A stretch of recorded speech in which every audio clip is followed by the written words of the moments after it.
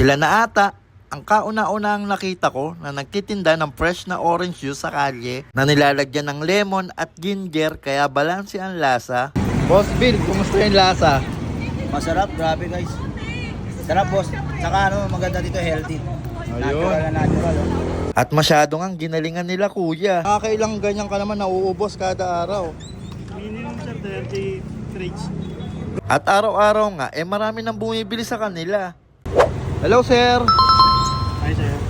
Ano yan sir, tinitinda mo sir? Grabe, ang dami niyan ah. Orange juice sir. Orange juice sir. Magkano naman sir, isang cup, isang order? 50 pesos. 50 pesos. Bali ano sir, nakakailang ganyan ka naman nauubos kada araw. Minimum sir, 30 crates. Grabe, ang dami ah. Paano mo naman sir naisip yung ganyang tinda? Kakaiba ah. Ginaya ko lang sir sa India. Sa India. Gaano katagal ka na nagtitinda niyan, boss? Mag 1 month pa lang. 1 month. Sige nga, boss, pa-order nga ako. Ano yan? Purong talaga yan, boss? Orange juice? Pwede yung pure sir. Optional naman kung gusto ng customer na may ginger sa lemon. Tapos may sugar din kasi to. Pero naman siya? Hindi naman siya matamis, boss. Hindi naman masyado. Hindi. Sakto lang. Yun. Sige nga, boss, pa-order nga ako. Gaano kalaki naman yan, boss? Gaano 16 ounce sir. 16 ounce. Ay, grabe oh. Ano talaga? Pure pala na orange talaga, boss? Sir, bali yan sir, meron na tong itong ginger sa lemon. Yan, nakahalo na. Sa ayatan na yung Oo. pinaka-orange niya. Kaya parang pure pa rin talaga siya, no? Yan sir, pupunuin ko lang yan. Sige.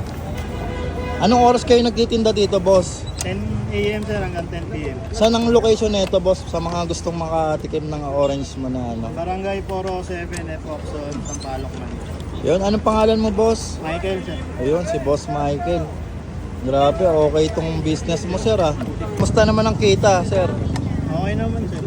Nakakarami naman. Oo sir. Yan na yung boss.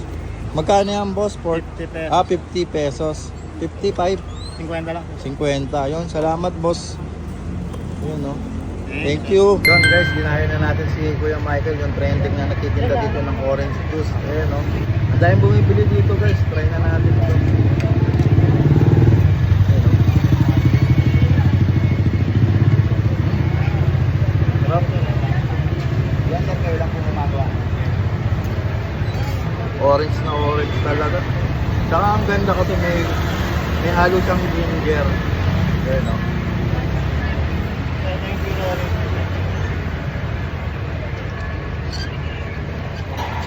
Sakto-sakto ngayong mainit na panahon.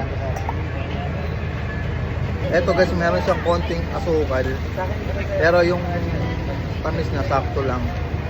Kaya malalasahan mo pa rin yung pinaka-orange niya flavor niya.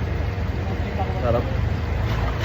Dayuhin nyo na to guys, dito lang to sa may Sampaloc, Manila. Sorry.